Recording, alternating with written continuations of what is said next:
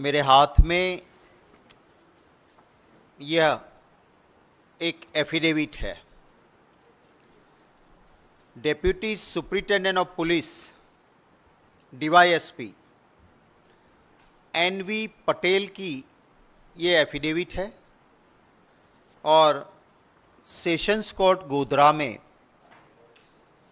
यह affidavit file हुई है।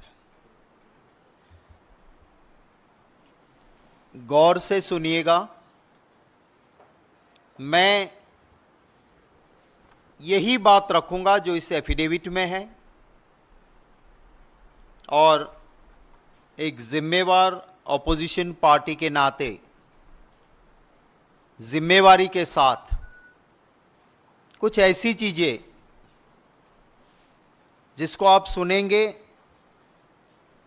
देश की जनता भी सुनेगी तो चौंक उठेगी, ऐसी कुछ सच्चाई मैं आप सभी के सामने रखने जा रहा हूं। यह एफिडेविट कोर्ट में फाइल हुआ, उसमें जो लिखा है और कुछ सच्चाई आप सब जानते हो कि सुप्रीम कोर्ट के सामने सरकार ने कहा कि नीट की एग्जाम में कोई धांधली नहीं, पेपर लीक नहीं हुआ। भारत सरकार ने, मंत्री ने कह दिया सब चंगासी। Deputy superintendent of police on oath affidavit पे सेशंस कोर्ट में कह रहे हैं कि किस तरह का ये स्कैम था। इन्वेस्टिगेशन के दौरान करोड़ों रुपए मिले हैं, ढेर सारे ब्लैंक चेक मिले हैं उन बच्चों के पेरेंट्स की ओर से जिन्होंने नीट की एग्जाम दी है। Deputy superintendent of police on oath affidavit में कहते हैं कि साहब एक ऐसा स्कैम था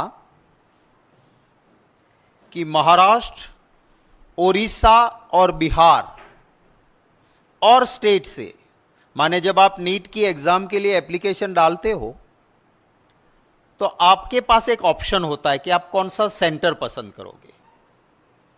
और अगर उस सेंटर में, एक सेंटर में 300 स्टूडेंट बैठ सकते और एप्लीकेशन 500 की आ गई तो फिर कंप्यूटराइज्ड ड्रॉ होता है कि कौन से स्टूडेंट वहां जाएंगे, पर आपको चॉइस मिलती है।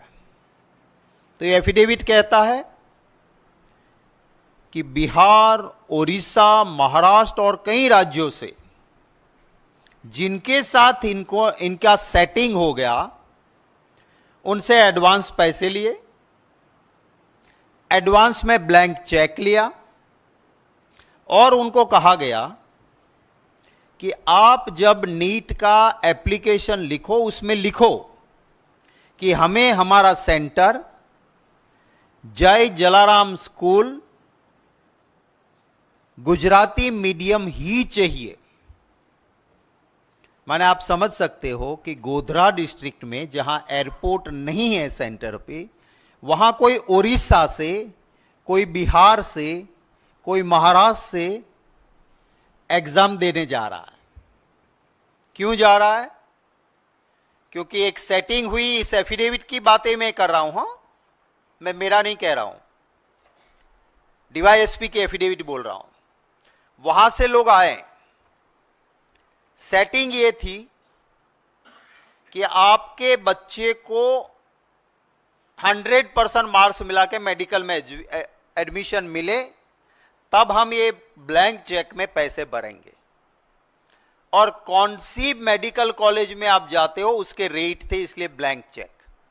और 10-10 लाख रुपए एडवांस लिए गए थे। तो ये आप समझिए कि क्या मामला था कि जय जलाराम स्कूल में आप गए, आपके बच्चे को कह दिया कि अगर जो आपके पास पेपर आता है उसमें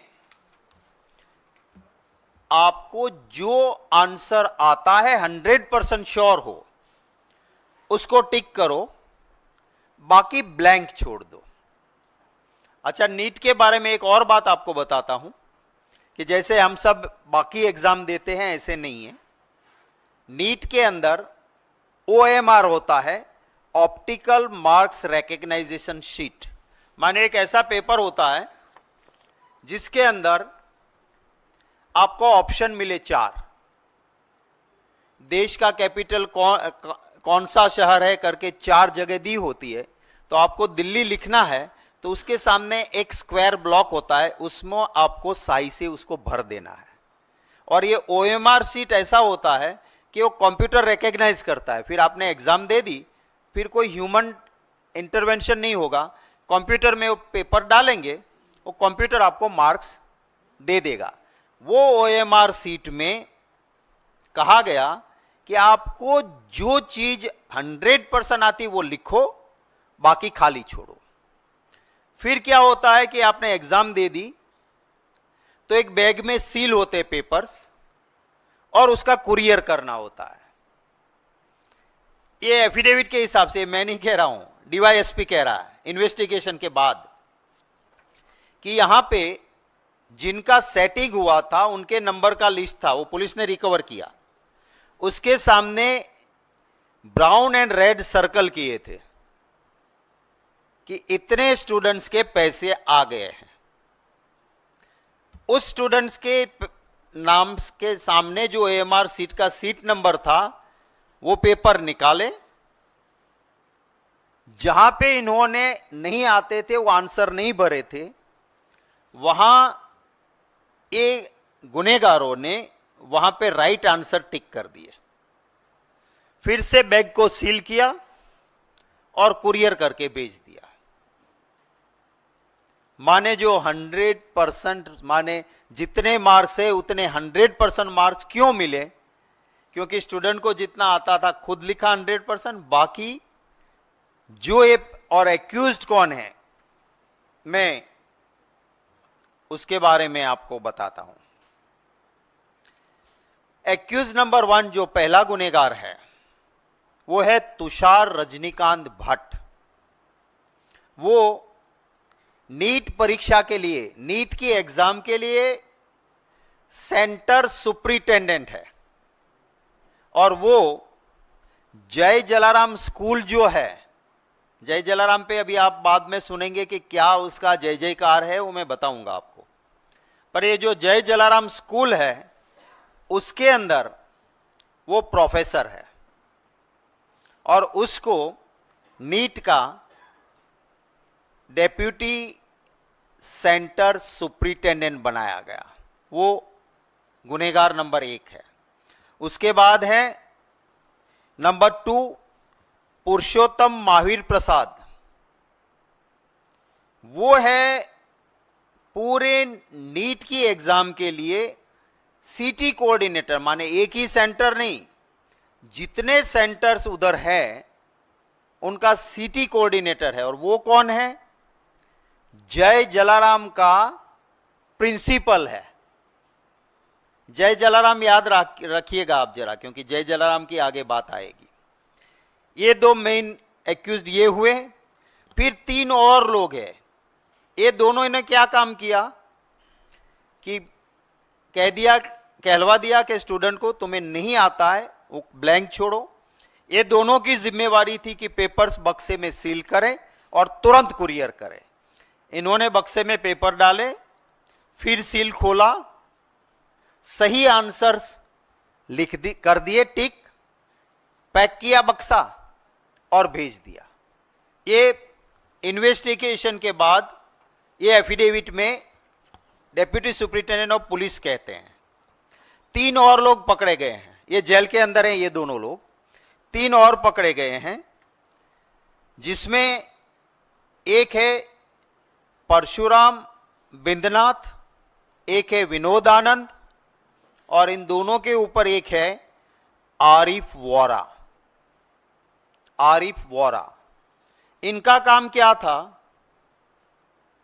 कि जो सेटिंग वाले जो स्टूडेंट्स नीट दे रहे हैं उनके माँ बाप को मिलना है, उनसे एडवांस लेना है और ब्लैंक चेक लेना है। और एक लिस्ट बनी थी कि फला कॉलेज में आपको मिलेगा तो इतना, तो वो ब्लैंक चेक इसलिए कि आपको कहाँ एडमिशन मिलेगा उसके हिसाब से पैसे भरे जाएंगे। इन तीनों ने ये पैसे इकट्ठे किए, इनके वहां रेड हुई, पांचों के वहां करोड़ों रुपए मिले, ब्लैंक चेक मिले। अब मैं जो ये आरिफ वोरा जनाब है वो क्या है, वो बीजेपी के वाइस प्रेसिडेंट है मोर्चा के माइनॉरिटी डिपार्टमेंट के, और उनकी तस्वीरें कहां कहां है। फर्स्ट पार्ट दिखाइए जरा।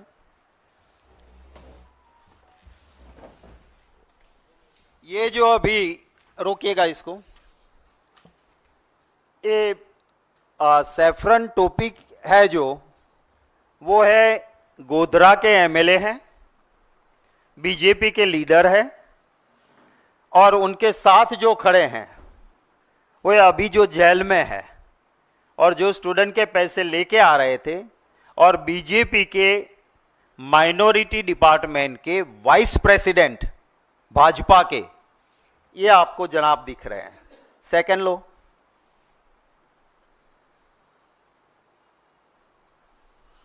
रोको,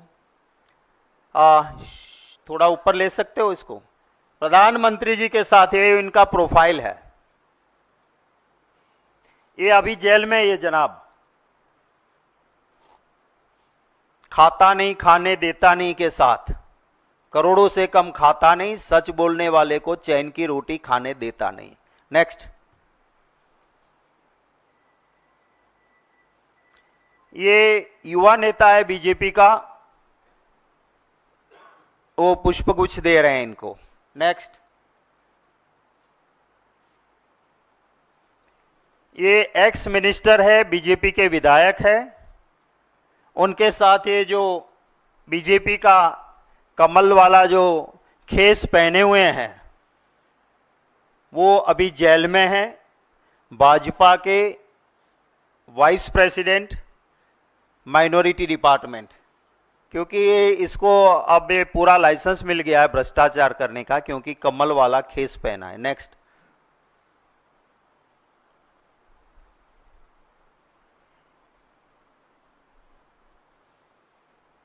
ये बीजेपी के दफ्तर में इनका सम्मान किया जा रहा है, स्टेट दफ्तर में। रोक लो।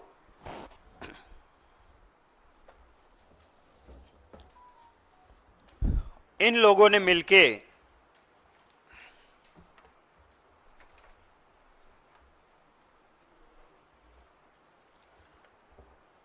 पेपर जिन लोगों से लिए पैसे लिए थे, जिनको, उन सभी के पेपर्स निकाले और उसके अंदर टिक करके पूरा काम अपना करके 5 तारीख को ये हुआ था,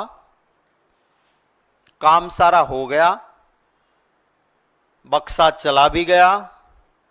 3 दिन बाद कुछ लोगों ने जाके कलेक्टर को कुछ प्रूफ दिए कि साहब ये नीट में धांधली हो रही है और आप क्या कर रहे हो। तब जाके कलेक्टर ने डिस्ट्रिक्ट एजुकेशन ऑफिसर और एक टीम को भेजा, उसके में आया कि हाँ ये सही है कि ऐसा हुआ है, ऐसा लग रहा है। तो एक एफआईआर 8 तारीख को हुई, 8 मई को, और उसके बाद इन्वेस्टिगेशन हुआ, और इन्वेस्टिगेशन में के बाद ये affidavit deputy superintendent of police ने जो लगाई, उसमें साफ लिखा है कि इस तरह से ये हुआ, और 2 सेंटर में हुआ, सिर्फ एक जगह पे नहीं, दोनों जय जलाराम एजुकेशन के अंदर ही हुआ। उनकी बहुत सारी छोटी छोटी ब्रांचें हैं। मैंने आपको कहा था कि जय जलाराम को जरा याद रखना। जय जलाराम स्कूल परवड़ी, गोधरा और पडाल थर्मल, इसके दोनों सेंटर पे से इसी तरह के विद्यार्थियों के धांधली के काम हुए। अब ये जो जय जलाराम है उसको सेंटर दिया गया। आप सारी जो कानूनी प्रक्रिया गाइडलाइंस है कि सेंटर किसको मिलता है, वो सारे गाइडलाइंस को ताक पे लगाते हुए मोदी जी की सरकार ने जो एनटीए, जो सेंटर देती है संस्था, जिसमें मोदी जी के चहेते लोग बैठे हैं, उन्होंने जय जलाराम एजुकेशन को एक सेंटर दिया। नहीं देना चाहिए थी, उनको दिए, एक नहीं एक से ज्यादा दिए। और ये जो जय जलाराम है, मेरे हाथ में एक कागज है, एक ऐसी एजुकेशन चलाने वाली फर्जी फ्रॉड लोग हैं यहां पे कि इनको गवर्नमेंट ने 11 स्टैंडर्ड के लिए एक क्लास की मंजूरी दी थी, जिसमें ज्यादा से ज्यादा 66 स्टूडेंट रह सकते हैं। वहां उन्होंने 450 को दाखला दिया। फीस के गुजरात में कानून स्टैंडर्ड है, उससे ज्यादा ले लिए। हाईकोर्ट में पिटीशन हुई इनके खिलाफ और 35,28,000 का इसे दंड हुआ, पेनल्टी हुई। और यह कागज है जय जलाराम का, उसने लिख के दिया कि हां मेरी गलती थी और 35,28,000 का दंड यानी पेनल्टी मैं भर रहा हूं। यह कागज वो है। कोई भी प्रूडेंट मैन, जहां देश के लोगों की जिंदगी के साथ डॉक्टर्स का नाता होने वाला हो, ऐसे डॉक्टर्स के सिलेक्शन में नीट जैसी एग्जाम के लिए एक ऐसे आदमी को आप सेंटर देंगे क्या कि जो फ्रॉड करता है, जो प्राइवेट है, जिसे कोई लेना देना नहीं। पर ये क्यों मिला, इसको सेंटर क्यों मिला? पार्ट 2 दिखाए फोटोग्राफ्स के, आप देखिएगा जरा इसको, रुकिएगा इसको। ये इसकी एक स्कूल है जिसको इनॉग्रेशन करने के लिए मोदी जी की एक जमाने में खास मंत्री, इस बार चुनाव जो हार गई, स्मृति ईरानी जी, ये गई है। इसको ऊपर थोड़ा कर सकते हो भाई? कैन पिक्चर थोड़ा ऊपर आ सकता है?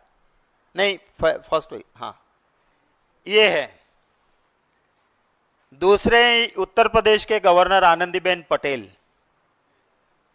इसके नीचे है एजुकेशन मिनिस्टर भूपेंद्र सिंह चुड़ासमा।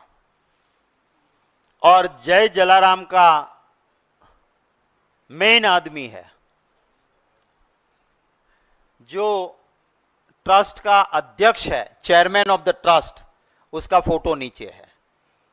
ये जय जलाराम है। आगे बढ़ो। एक चेक की आदान प्रदान हो रहा है मोदी जी के साथ। ये जो यहां है, ये महाशय, ये ट्रस्ट के मेन पर्सन है, चेयरमैन है ये। और ये मोदी जी है, जरूरत से ज्यादा जो हंसता हुआ चेहरा इधर है। आगे बढ़ो।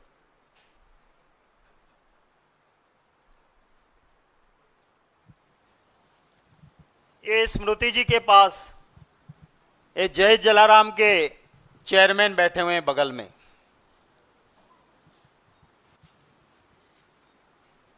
जिसका नाम है दीक्षित पटेल। ये यहां जो स्मृति जी के लेफ्ट हैंड पे हैं। आगे बढ़ो।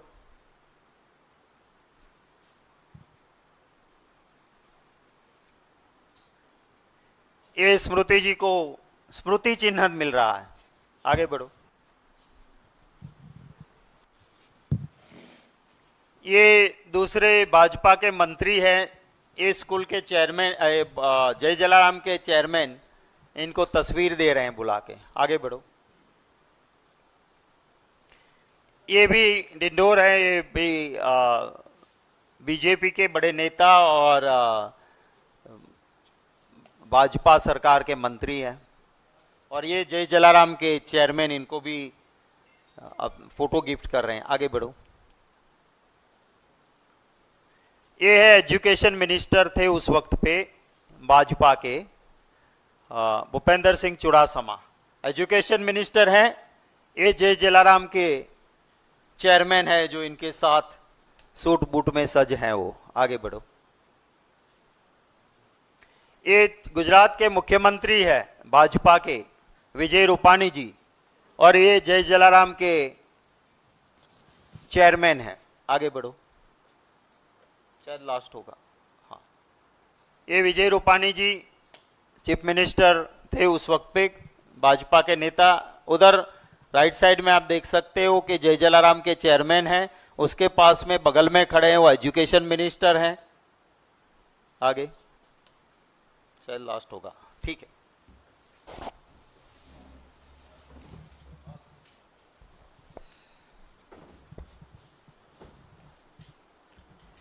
तो इस जय जलाराम को सेंटर क्यों मिला ये आपको पता चल गया होगा।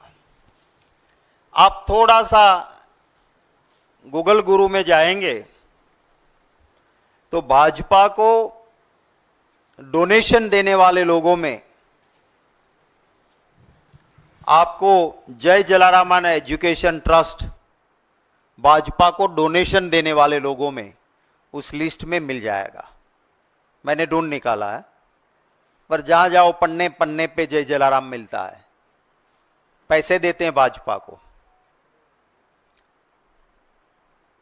ये चाल चलन और चरित्र भारतीय जनता पार्टी का मैंने आपके सामने रखा है। मेरे कुछ सवाल है।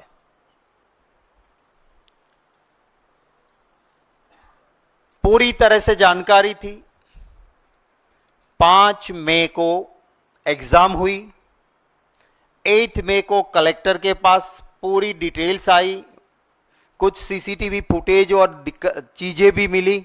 सीसीटीवी फुटेज में मिला कि ये जो एक्यूज नंबर 1 और 2 जय जलाराम वाले हैं, जिनको बैग में सील करके कुरियर करना था, वो एक रेस्टोरेंट पे रुकते हैं।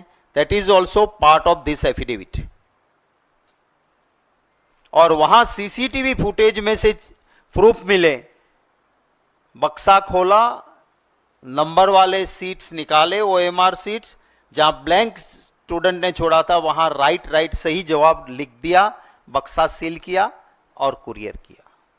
ये जानते हुए भी सुप्रीम कोर्ट के सामने सरकार ने झूठ कहा कि नीट में कोई धांधली नहीं हुई है। तो it's a contempt of court, it's a serious contempt of court. Honourable supreme court भी इसका जरूर संज्ञान लेगी, मैं मानता हूं। पर मेरा पहला सवाल यह है कि झूठ सरकार सुप्रीम कोर्ट के सामने क्यों बोली? This is my first question.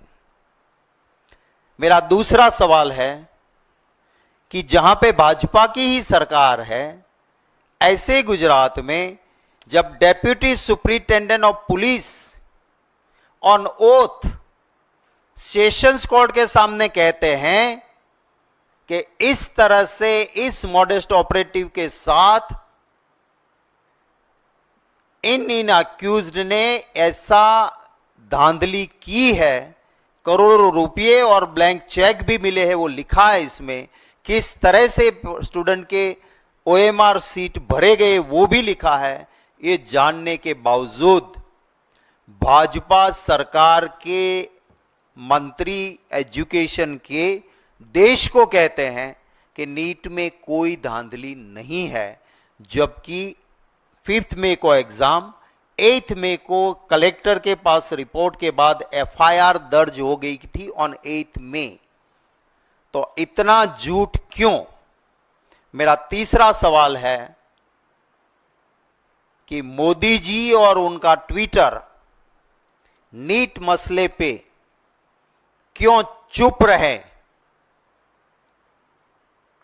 चौथा सवाल है, सारी नीट की गाइडलाइन को ताक पे रखते हुए एक ऐसी जय जलाराम संस्था